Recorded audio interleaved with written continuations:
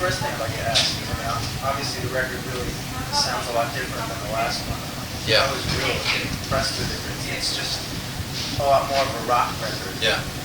Is there any, what can you tell me, I guess, about the difference? I think a lot of it started happening when I went out to play gigs for the last record, and you just look at people's faces and their bodies, and you can see what they like and what they don't like, and so like at the beginning of that tour, I was playing all stuff from my new record. It was pretty producer stuff, but by the end of the tour, I was doing all stuff off old Stooges records, like No Fun and Went For Your Dog, and I was doing Not Right, and Down in the Street from Funhouse, and you did a lot of the more obscure songs. Yeah, stuff that nobody. Yeah, well, I did them because they're fun to do on stage, and basically it just kind of things just went that way, and I started feeling this feeling of.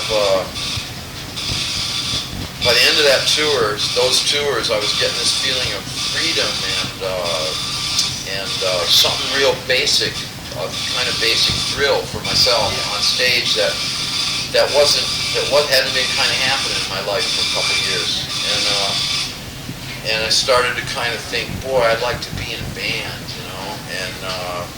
but I'm kind of like a solo now, so what I did was the next best thing. I got maybe it was the best thing, I don't know, but it actually worked out good this way. I just found some guys that I really liked their playing, and just got everybody here in New York and got a room over on the west side and just rehearsed for a month before we touched the record. We just went and played. That's great. That's right. It was exactly the same thing, exactly the same process. So like and before that, I just spent about 9 months writing by myself, and I had one in the can with Steve Jones, and then when Steve came to rehearsals, we knocked out a few more, which got on the record because they were really good. And that's about it, really. That's sort of basically, I just wanted to play. So it was more like the album title, I guess, more and it was even that particular track was like key for me. I was in Hawaii. I wanted to get out. I figured if I get out in the middle after the last tour, if I get out in the middle of the ocean, whatever idea anybody has to bother me or distract me, it's going to be a lot easier for me to say no.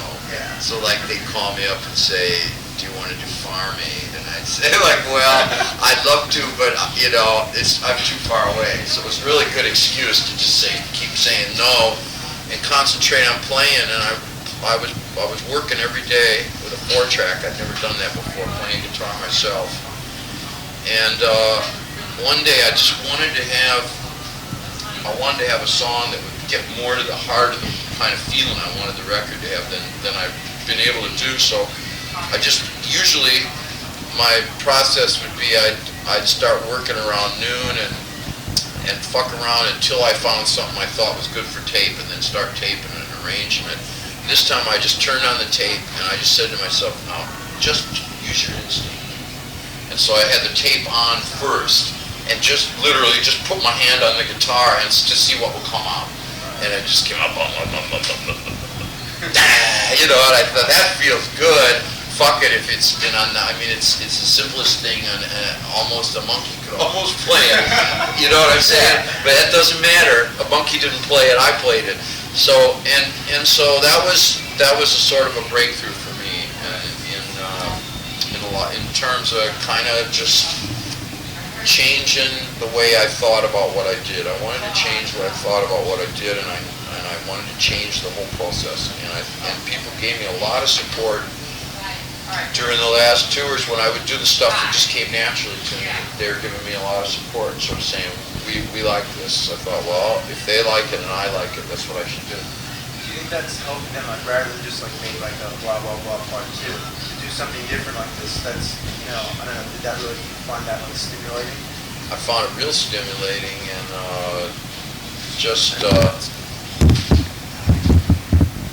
basically it was stimulating because it feels more honest. I feel honest and clean about it, to put it in a nutshell. I'm proud to have my name on the front of it because what's inside it is also from me. Whereas Blah Blah Blah, I think, was a good record, and there's some really good stuff on there, but much more of that came from from other sources than this record. This record really started and ended with me, and everybody that worked on it, you know, really helped a lot, and they were really important. But it's my thing, Right. and so I feel good about it.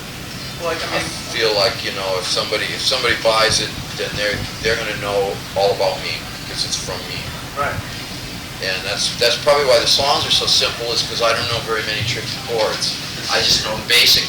I've got some tricky chords, actually. Everybody, if you put your hands on a guitar long enough, you're going to find some odd chords. But you know, my ideas are basic, and that's what I'm in for. Well, a lot of it has, like I remember one of my favorite parts in your book, I Need More, was when you talked about how one time you went into your closet and just started playing. And With my wife, down on the street. Right. Yeah. And a lot of the stuff on the record had almost that same, like, you know, those like crunching chord kind of progression. Yeah, it's some of it lays back real evil, like it's somebody was following you on a street, and then some of it sounds like they actually jumped you. It's kind of the contrast between the two, and it's that sort of tension. I had one called Son of Rock that I hope I can get it on the next record that really has that tension. It's just, but I didn't quite make it on this album. But there you go. You always, like, I mean, most of your previous albums, even though, like, you did some writing yourself, it always seemed like you relied a lot on collaborators, you know, different ones each time. Did you find it more satisfying, actually, like now that the record's done, to look at it as a product and realize that you did it yourself? It's real satisfying, and what was stimulating about the process is I'd never done that before in my life, and I was scared shit. I was just terrified that I wasn't scared. Part of me was a little bit, part of me was apprehensive that maybe I wasn't advanced enough or something. But another part of me said, fuck, I've been listening to what's going on. I can write better shit than these guys. A lot of these jerks just turn up their amp loud and they're playing bullshit. And I thought, I can do that better. I can make a lot better. So it's kind of like that. But I must say, the stuff wouldn't have been fully realized without a great guitarist to play it. Without Steve, it wouldn't have sounded nearly the same. I had another guitarist working on it before Steve came into it in rehearsals. I was going to use two guitars. I ended up just having Steve do everything because when you write stuff that's as basic as mine, you really need somebody shit hot to play it because it didn't sound quite the same. The other guy was very good.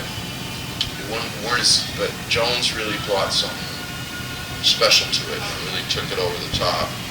But I really liked writing it myself. And, you know, I like the things when I write, I use a lot. I think a lot about, even though my lyrics aren't so much girl-boy lyrics, I usually use sexual energy when I write, and I think about, like, girls I would like to fuck.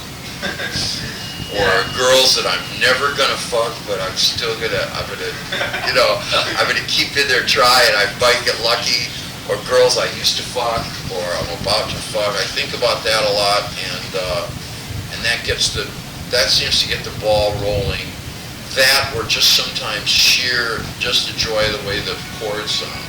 Sometimes the chords sound a certain way. It just makes me, I know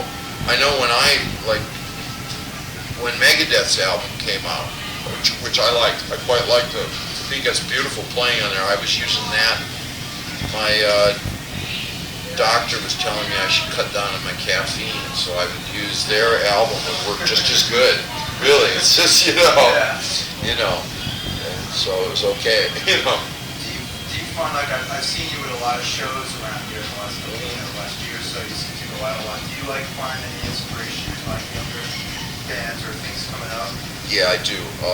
I I go out, you wouldn't find me at MK or at Area when they had that going or something, but you'd find, I go out like Lismar or CBGB's or even Nirvana if there's good bands. And there's some I've seen that I really like, and then there's some I haven't seen that I'm dying to see that I've got a record. I like White Zombie's record. Oh, they're really good live. Yeah, I haven't seen them live. Everybody says they're great, and Yeah, I think they're better actually live than on vinyl. and I like them, and I've heard Circuits of Power sounds okay, and Rage and Slab is interesting, and I really like the Swans. I know that's not what most people, I like them a lot. but listen, I went to a Swans gig at CBGB's the other night when, I mean, that room was just in a state of, it was, a couple of months ago? almost like suspended animation. Everybody in the room, like they're almost frozen in time, like they knew something really good was going on. You know, that feeling, everybody had a gleam in their eye. It was like one of those horror movies where the people from outer space get inside the bodies of the humans. Yeah. It felt like that. It was beautiful. I know, it was really something in that room that night. I liked them a lot, and They've been very influenced by your stuff. I think so. Monolithic quality. I think there's something there. But I even saw, there's a band called The Proms, which I don't even know if you know about them. I think they just get together once in a while. It's like the doorman from CBGB's and the light man from that does the hardcore matinee for them, and one friend of theirs. It's a trio, and they just play like, they bash out kind of Led Zeppelin-y kind of stuff, and they'll go down like a Bismarck at 2 in the morning and something, and it ain't perfect or anything, but I just like it. I like to hear music, loud music in a little room that's played in a loud spirit, but it doesn't have to have 8 or 10 amps. Right. You can have just 1 amp each if the room's little enough. It feels great. So I like that. And I like getting around and seeing that a lot. It makes me really feel good. Makes me feel good, Well, I think it would make you feel, I don't know how to put it in words, but you feel more like involved with what's going on still. Yeah, and I can identify with it. All these people be influenced by you, and it's kind of like a circle then. Well, and also as just a basic guy, I think I'm like a lot of guys on the street, or girls too, that, they want some music with a little balls to it. Yeah. And I can identify, if I walk into a room and I see a guy and he's just playing a guitar or playing some instrument, and I can actually hear what he's playing, and it's not like a synthesizer set on sequence to sequence something forever, or it's not an imitation of an old Motown song, which is just about half of all the charts right now, then I can identify with that, and I relax, and I feel like I'm not the only person trying to live this way. I get very, I don't want to attack attack George Michael or something, but I have a real hassle over music like that, because if music like that becomes the norm, then popular music is someday going to be made by a big company like IBM in a big building in a big corporate headquarters that will have one floor for promotion, one floor to record the stuff, a floor to manufacture the cassettes, a floor for writers. You know what I'm saying? It's going to be a music factory, absolutely, and eventually they'll phase humans out of it too, if it goes that way. And they'll just keep recycling Sly Stone riffs forever. And I don't like that. So that's what I get out of the young bands. I just like seeing. I like going and seeing what everybody's wearing, and what the girls look like and what the hairdos are, and just the same stuff everybody else likes. I like that. I've heard that you did with Sonic Youth, you played with them last year. How was that to go on stage with a band like that? Obviously, respecting a lot of your songs. That was funny because I was in London, and I'd been touring. I just finished touring England, and I was leaving to tour Europe the next day. It was a Thursday. I remember it was a Thursday. And somebody said Sonic Youth is playing down at Town and Country, so I got to go see that. So I took a couple of my friends, and we were just standing in the audience. And they were playing their set already. In the middle of their set, some roadie guy came up and said, would you sing with him? And it was kind of like, to be honest with you, like, you know, I didn't really come down there looking for that. So it's kind of like, well, gee, I'm thinking, well, it's kind of my day off. But if I say I won't, it's like, it's kind of like I'm going to feel shitty to not later. So I might as well just do it. It's like a dare, kind of like dare, double dare, you know. So I said, okay, yeah, sure, I'll sing with them, you know. And so I just went and did it, and it felt intense. It was very intense, and what I liked best about it was as soon as we started doing it, up until then the room had kind of been all blasé, English people being cool. You know, Londoners, that's right, Londoners being real cool, folding their arms and kind of trying to make Sonic Youth feel like shit, basically.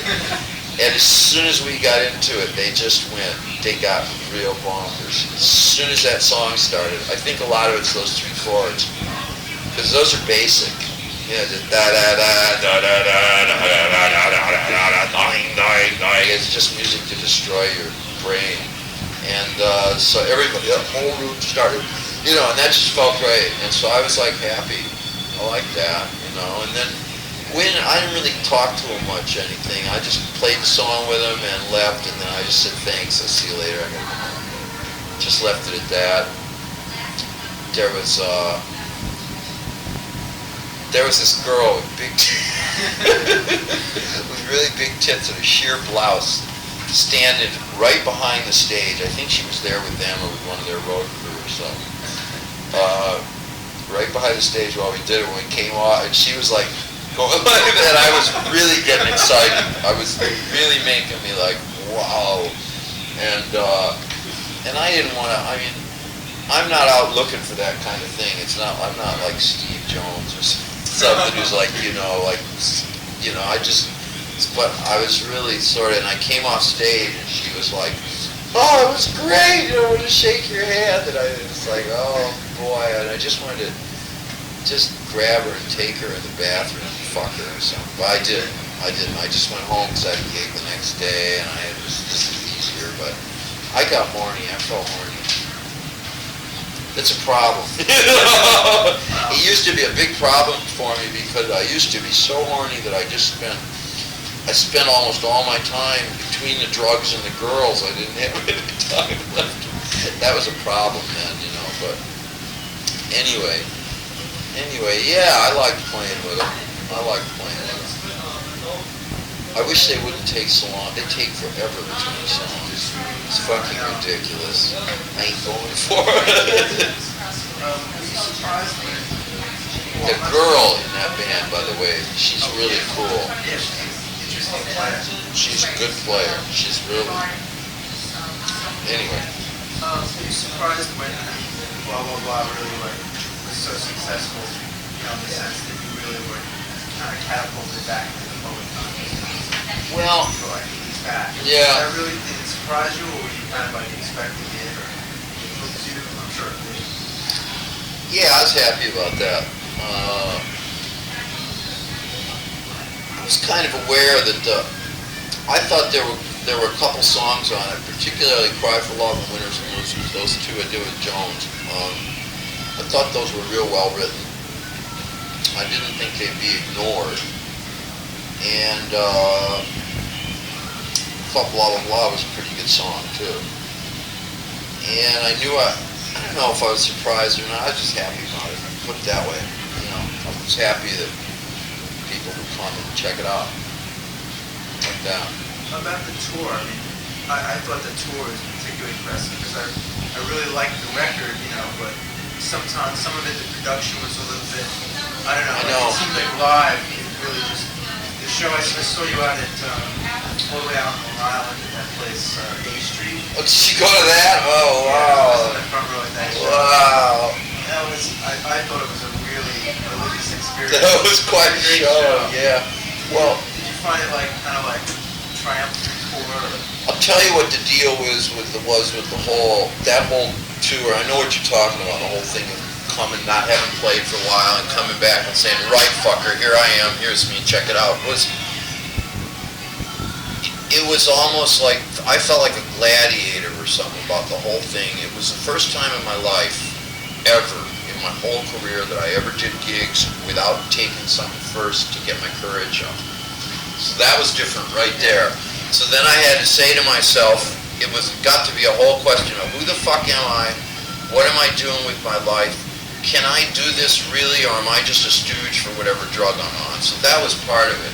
And I found out actually, no, it didn't make any difference whether I was stoned or not. I felt exactly the same when I got up there. I still had the exact same feeling about what I wanted to do. And like that night you saw, it was that crummy little stage about an inch high. There was no sound and no lights. The electricity kept fluctuating. The amps kept going out. And it was like that club was just totally inadequate. But it didn't, it didn't matter. It didn't matter.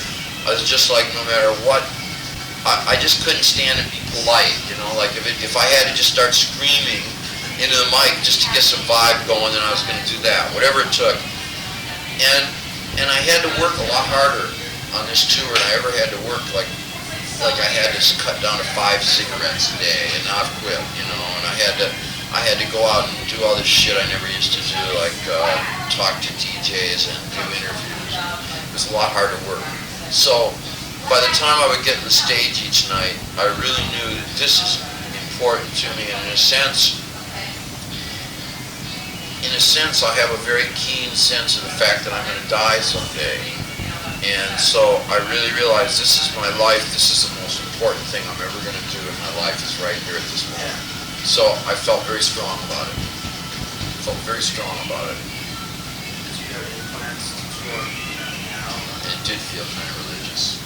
It didn't feel like a job or anything like that. I felt very moved at that show. It seemed like you were really giving it every ounce that you had. That's the idea. Yeah. And I felt that particular show, it's funny because it's a long drive from here to, oh my God. It's like 2.5 hours. Yeah, it took a long time to get there and a long time back, and I'd driven the night before up from Philly, and on the way home, I was down about the show. I knew I'd done my best, but I was like down about it, like feeling, oh shit, it wasn't good enough, and the sound was off. And going through the whole list of everything that was wrong. But then later, since then, you and a couple other people that were there said they were there, and it was a good show. So something comes across. It's interesting. It's interesting to find out what people often see things in it that I miss. Happens all the time.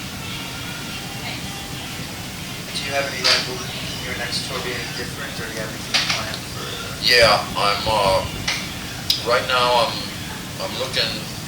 talking to guitar players, looking for guitarists, because Steve can only do, I think he might do America with me in the fall, but if I do summer gigs here, he can't because he's doing his own album, and for outside America I need somebody, and I haven't, the guy that played bass at my album was great, Lee Fox, had something else that he has to do already, so I'm looking for bass player and guitarists, and I've got a good drummer and a good keyboard player, and I want to go out starting late July, and I will be out late July, and I'm going to basically do the whole world, do the whole thing all over again. I really like playing.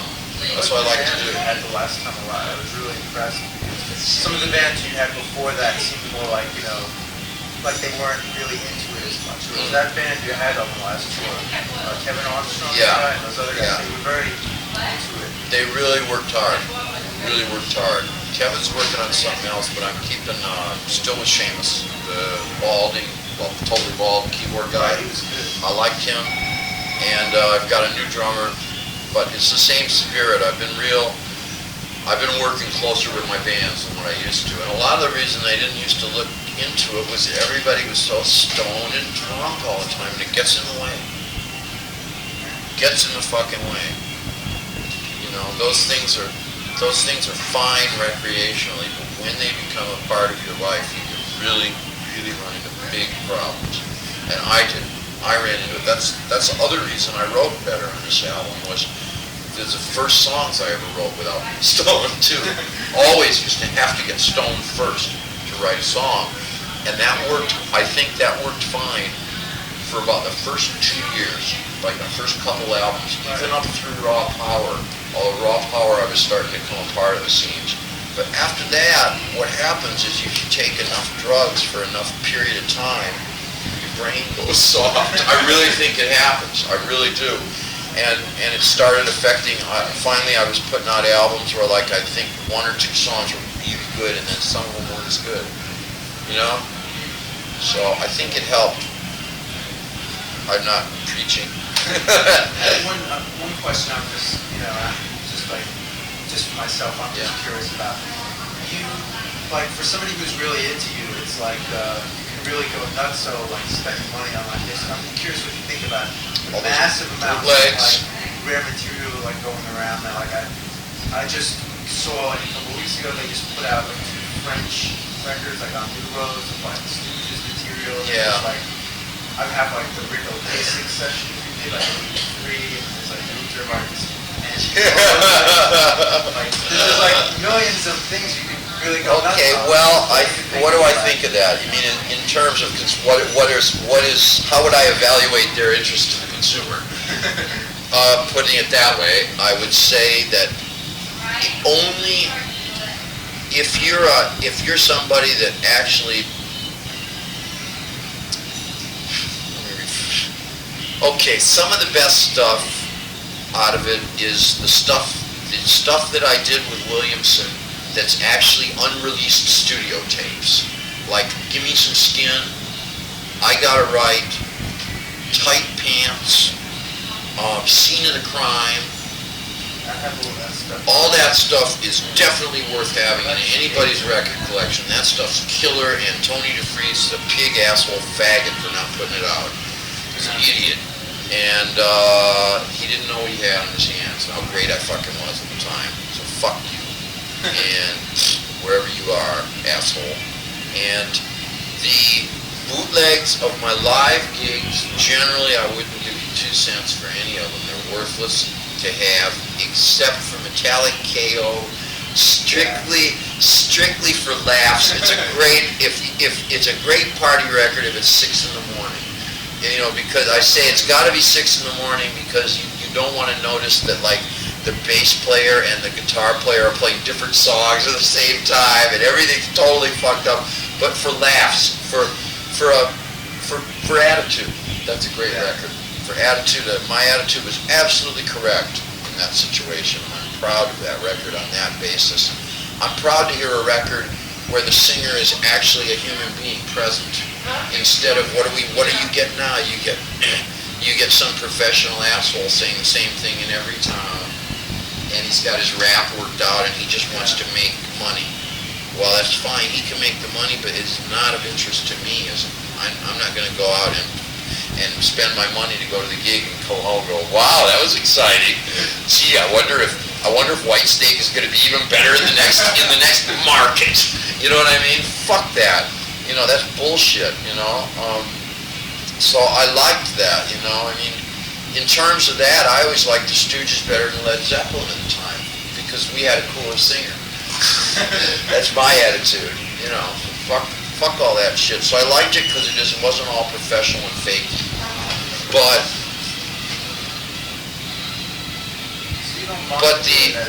then a lot of the stuff, Williamson won't stop putting out stuff, and a lot of that shit like Jesus Loves the Stooges and Rubber Legs, and that's embarrassing. I was listening to this morning, had you guys doing like Purple Haze?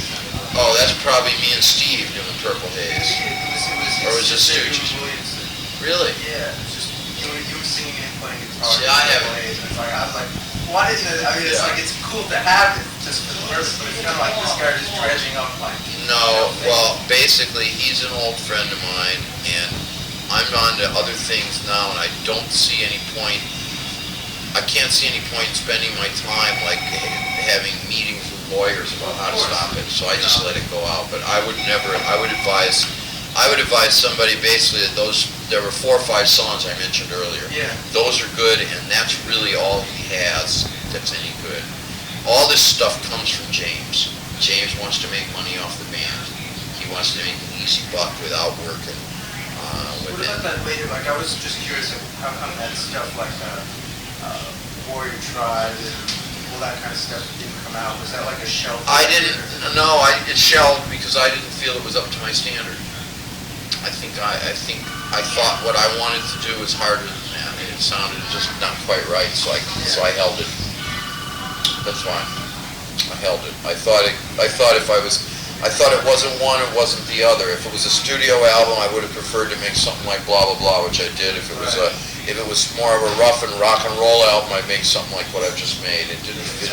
It didn't quite make it for me, so I just held it. Do you see any kind of shift in your lyrical focus over the years, like especially on the last two years? It seems like you moved more into like there's just a difference. Is that something you really tried to do? No, it's not a conscious effort, but it definitely, there's a difference because I've changed in that a lot of my older lyrics would start from expressions of pure lust, pure hate, or nearly pure as it can get, or pure just joy, or boredom, or something like that. For one reason or another, I was a more one-dimensional person then. I was more like a cartoon. If you were to meet me then, it would be like meeting a cartoon, only it was in your face, which could really be a problem for people. And I didn't tend to talk to people, I tended to rant, which was great though. It was great. I had my own ideas, and that's the way I was. I had some very rough years in my life. Together, I had to learn how to hold my tongue sometimes. It's a big problem for me. And how to try to do all those boring things like look at all sides of a situation, and how to put up with other people.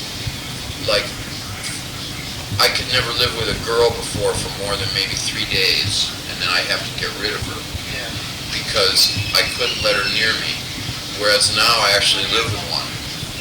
That's the big kind of a difference with me. You know what I'm saying? And I don't always feel like, well, even though I'm living with one now, I don't always feel like, oh, Moon and June, our romance is so wonderful, darling, and all that shit. But it has changed me. I've also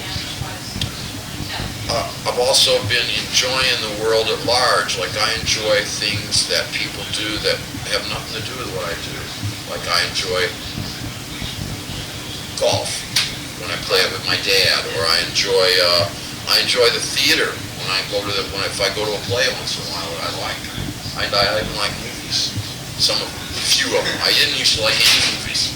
I only liked rock and roll for about 15 years. That was all I liked, and drugs.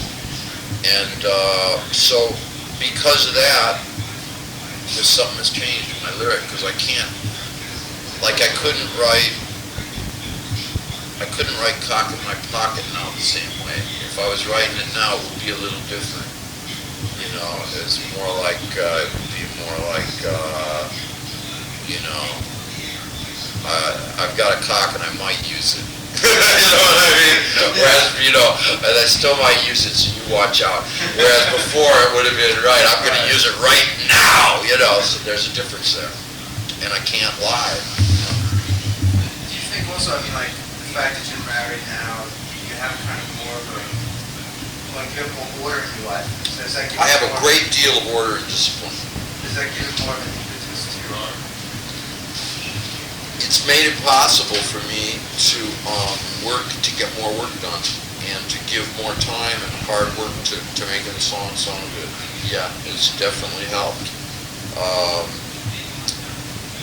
The danger in that is that you can start living just like so many people do, just to preserve the order as an end in itself. So that you get to the point like a lot of people are, where they're growing up and it's like darling, darling, darling every day, and they just ignore the fact that they don't fuck each other, or they ignore the fact that they're not nothing's exciting, and they aren't taking any chances anymore.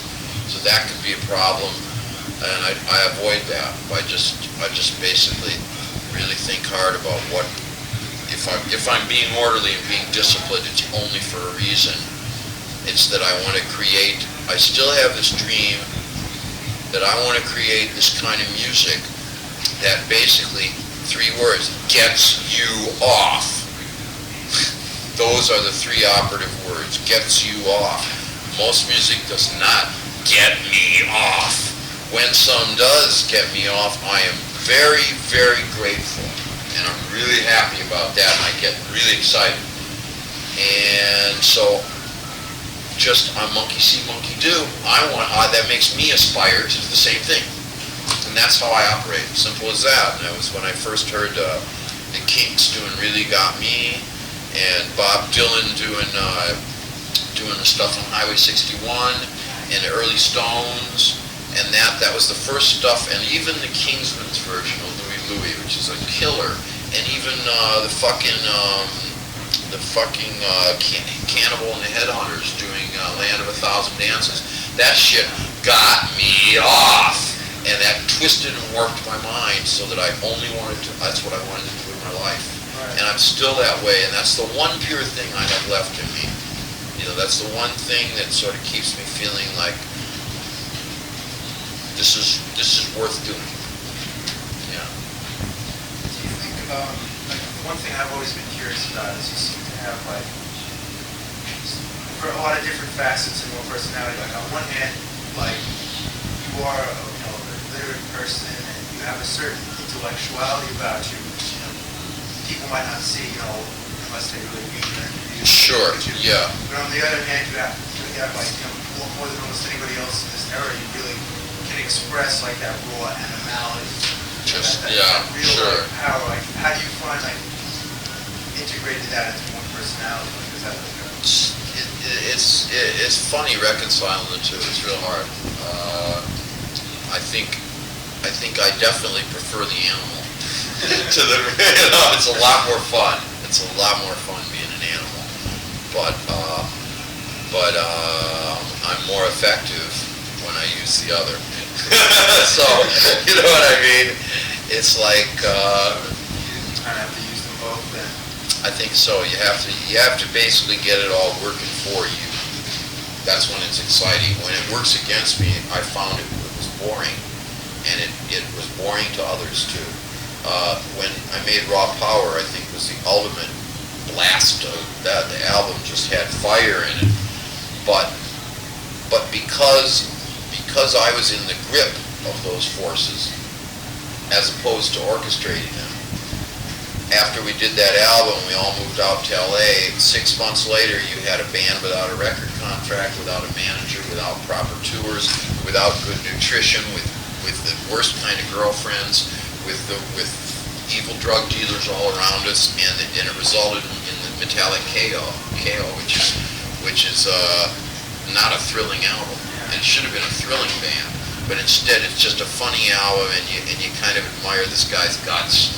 But it's not a thrilling album musically, and we should have been thrilling musically. And the reason we weren't is because we were in the grip of those things, as opposed to driving the car. Yeah. Well, I always find that's a problem. Reading how you talked about how, like, that band you had at that time, like, you were in London, yeah, and you were rehearsing every day, and it was just like you really had this. I know, and I couldn't do anything with it. I think, wow, what history would have been so different if that band had actually been promoted the right way. I know, it would have been a lot different, but I might have fucked up elsewhere anyway, because basically what I had some visions, which somehow were real good visions, but I also had a real kind of a wild attitude. I mean, it wasn't like, there are people nowadays, lots of them, who are working, making tough music, but doing it very professionally, and things go easier for them. But I wasn't very professional about things at all. But that was because I hated all the people who were professional. What they were creating with their professionalism was just like a baby turd. It was just this smelly mush that it was horrible. It was a blot on the earth. It was a blot on. I can go on and on, but I won't. Stop there, yeah. Do you think, one other thing I've always wanted to know what you thought about is like your voice in the context of like the history of voices. Your voice is so different than the normal person. It's got that real gritty different, quality. yeah. It's got like, I mean, how do you see your development of your voice, compared to other people? Or like, are you happy with the way it's developed? It's coming along. There's a lot I want to do with it that I can't do with it yet, but on this particular record, I thought, even on Blah Blah Blah, I thought there were some good vocals.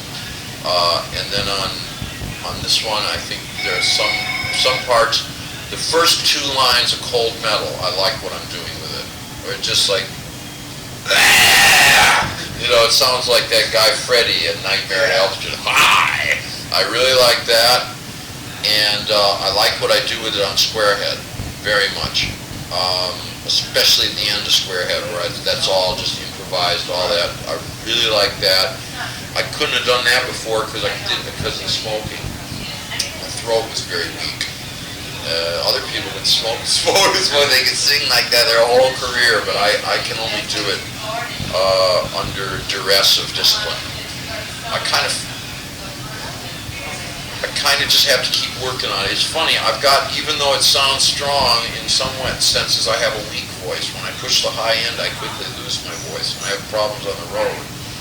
I just need to keep working on it. And it's funny, I used to always agonize because I didn't have a commercial type voice, like all in the 70s there and the late 60s. What everybody wanted was a high, thin voice. If you had that, you'd do well commercially. Like what Bowie had, and Winwood, and Daltrey, and Robert Plant, and all these it's all that sort of thing. And I couldn't demonstrate that ability to kind of soar over the music. I was singing in a different area, and I always wished I had one of those voices. But now, as the mind seems to be coming into its own more and more, so the one thing that makes me really happy about my voice is when I sing, it couldn't be anybody else. It could only be that. And that feels good. That feels good. But sometimes I always wish, I wish it was more this or more that, but it isn't. So what the fuck? One of my favorite songs on the new record is I Love You. And your voice on that, it has this kind of natural quality where you repeat that one. Is that something you like to do to kind of create an atmosphere with your voice? That particular vocal, that's real interesting. You noticed it because what I did, that was only about that was on the second or third take when we actually did the vocal. Right. That was the first song I completed writing for the album. That was the very first finished song. That I finished it 8 months before we recorded it. And I knew basically what I was going to sing. I just had to fill in some of the words. And when we did it the first time, I was singing it more like, I like your wooden door, baby. And I listened back to that, I thought, no, that doesn't sound right. So what I had to do to make it sound right was really lay back as if I was just talking, and I almost talking. And that seemed to work. I had to tell myself, don't sing. So it's I just sang about that loud, just turned it way up. Right. And that seemed to work.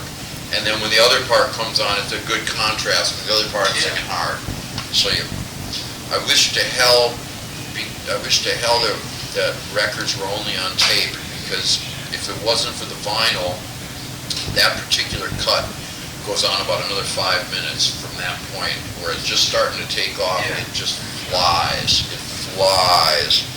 But it's just the two chords back and forth, and I was screaming, and it's really good, but I couldn't put it on the record.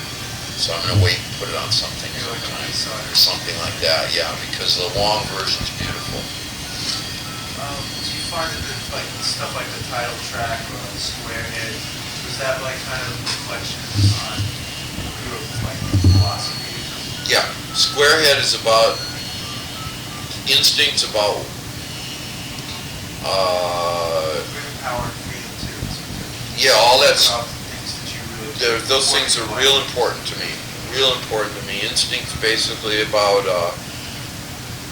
to put it in a nutshell, it's about looking around and seeing all these opportunities and all these slots that you could fit yourself into to live your life, but inside you know none of those are good enough for you.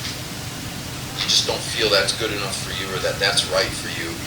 And so you kind of avoiding things.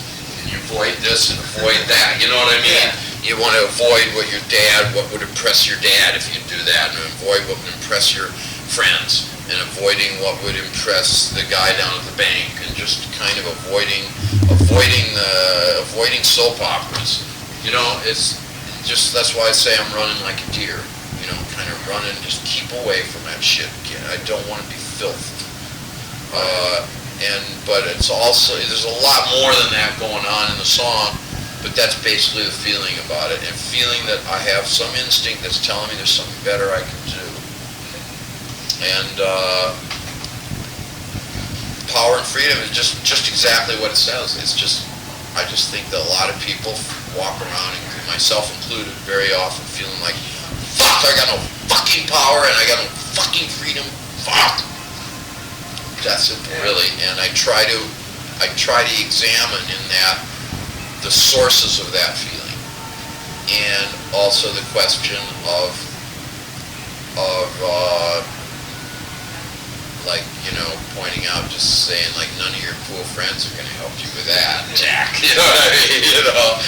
You know, just because you've got the one hair, you've got a hairdo, and I've got a hairdo, does not mean that, you know, everything's going to be groovy. And you're going to help give me a hand with gaining freedom in my existence. Kind of about that, but you have to just, you know, I don't want to dissect it about it. And Squarehead's about being sort of about the pressure to be socially accepted and to be a social component. It's sort of anti-yuppie song in a way. You know, it's like saying it isn't enough just to be like, yes, I succeeded today. Oh yes, and I made all this money, and you know, that's not enough. But not good enough. Not for me. So that's what that's talking about. It's not enough to get the girl.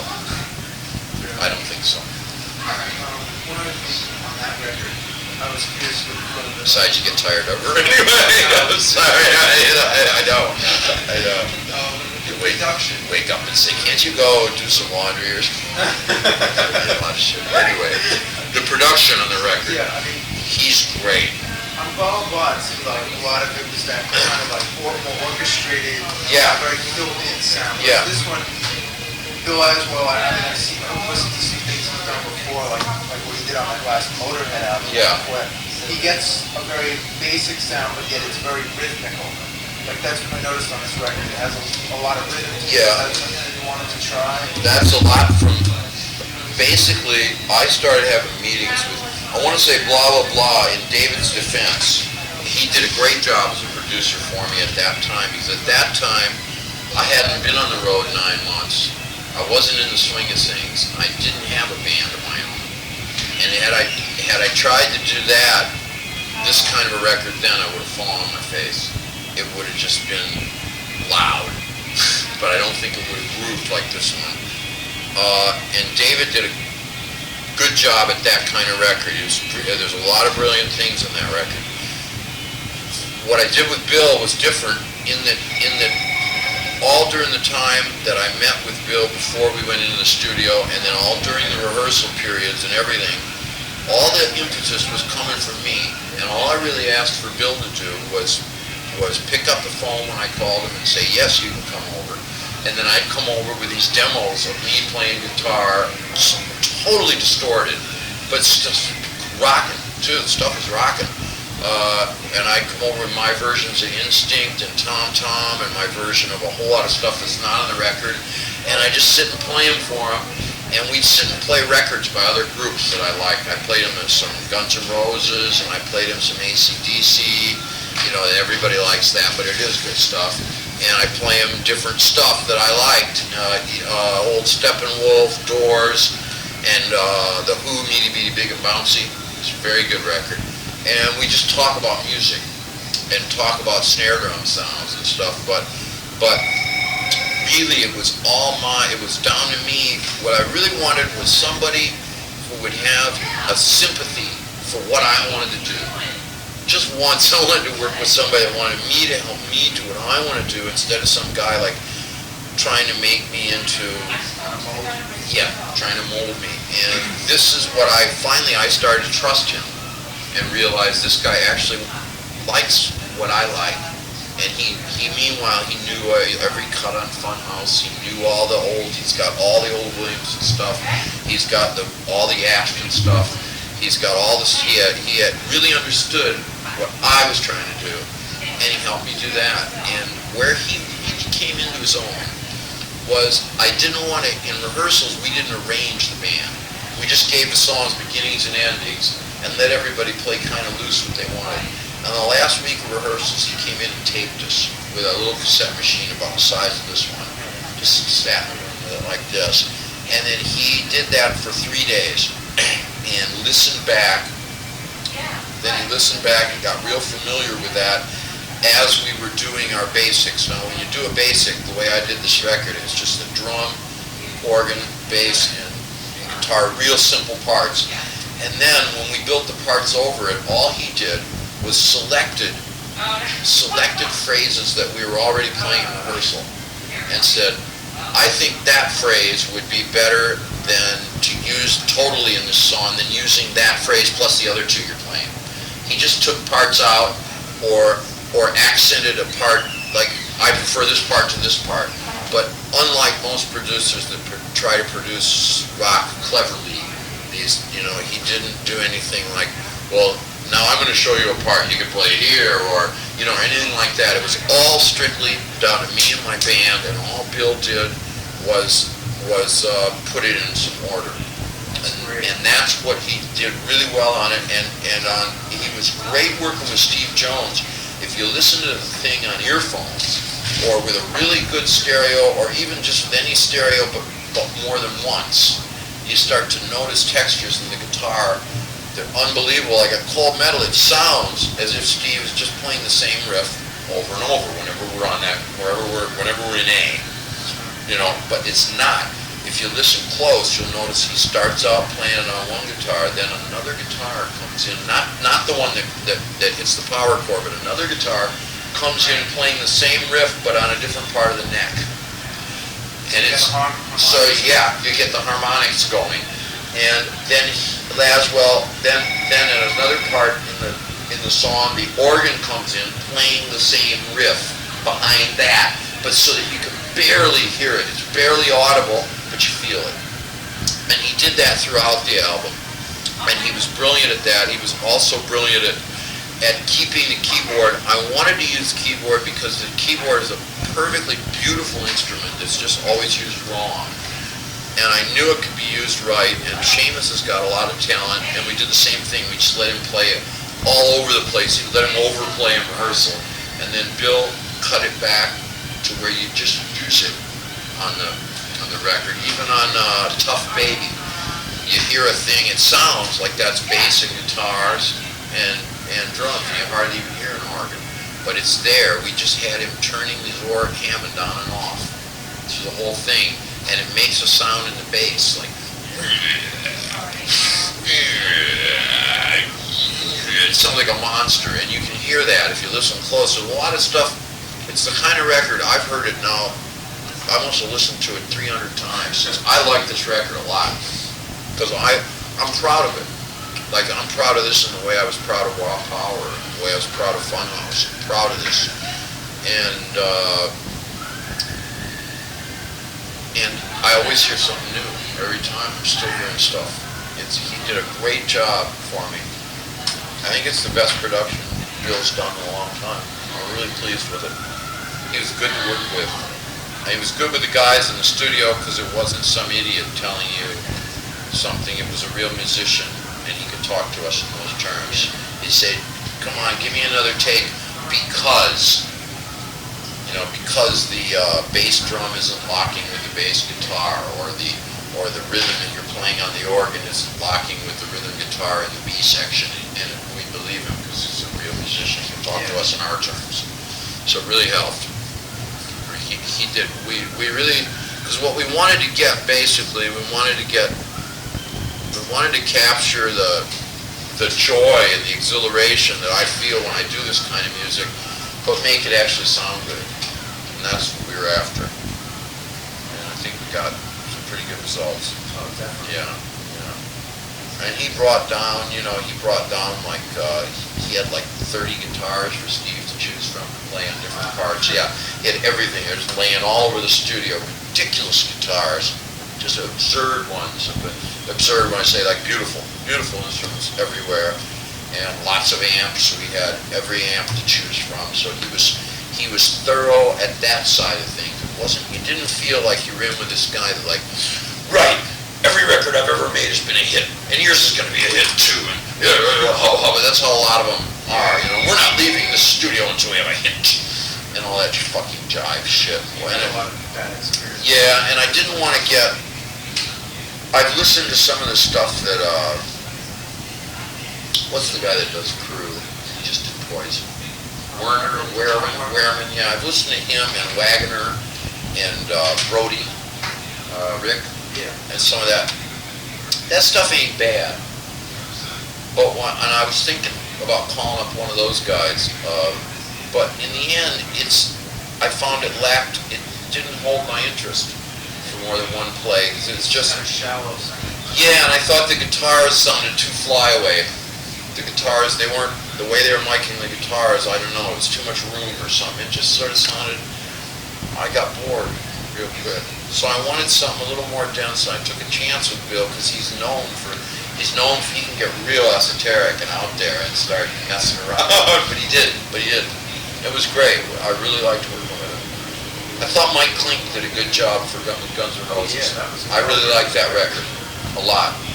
And we used that like as basically that was the one where because I didn't want the drums to sound too big. I thought on the Pill record, Bill made them sound too big, and I had trouble listening more than once. So I was looking for a drum sound that made sense to me, and I liked it on that one, so I mentioned that to him. And that was an important record. That's a good band. I want to ask a couple questions. Okay. I know, like right now, it seems like your career is really moving, forward really well from what you want. And so you probably don't have time for too much else. But I was curious if you ever thought you might delve into like Acting. It's coming up a lot. What I do is I've got myself a good young agent out on the West Coast that sends me because he sends me like really cool scripts by a lot of them are just maybe I don't know if they're all going to be good movies, but by a lot of I've been asking for stuff by first timers, people who haven't made movies before, and I've got one now, and I wish I could tell you what it is. I probably shouldn't, but I probably shouldn't. But I'm reading one now that's fucking great, and I'm meeting the producer and director are coming out here in about 8 days' time to talk about it, and I had held some time just before the tour to try to fit it in, but now their schedules change.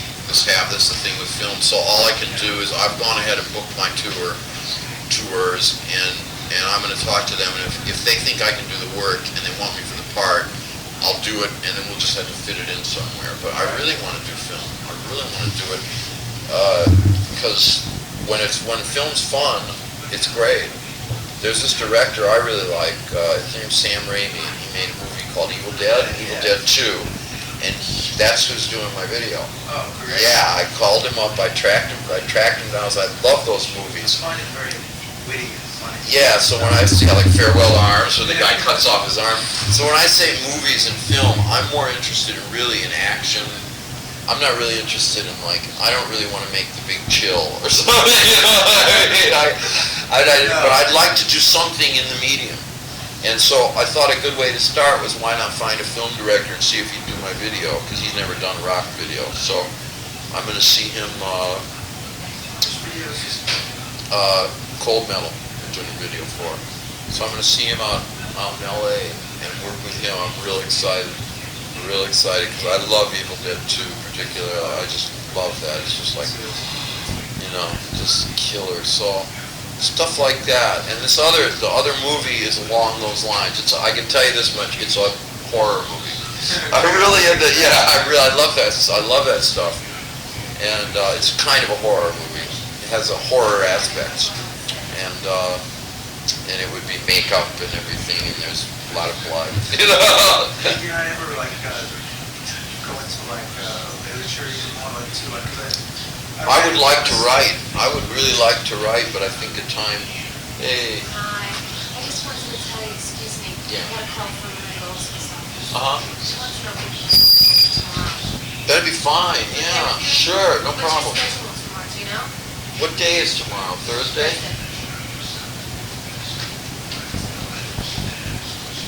I think it's just, right now it's just whatever we do.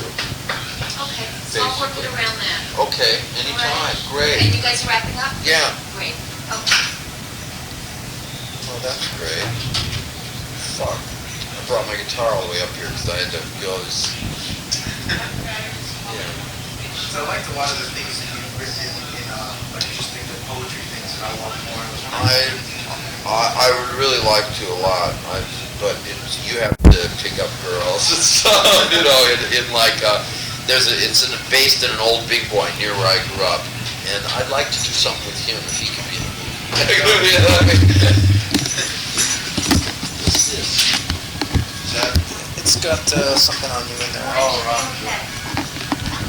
Like around 11? Should have shown it to you before. Yeah. This is 11 from, okay, Jim? That's great. Yeah? Perfect, Okay, yes. let's do 11 and 1. Terrific, we'll see you then. What's your exact Meet address? Steve, yeah. That's between. So Cold Metal's gonna be the single? Okay, great. Yeah. We'll see you then.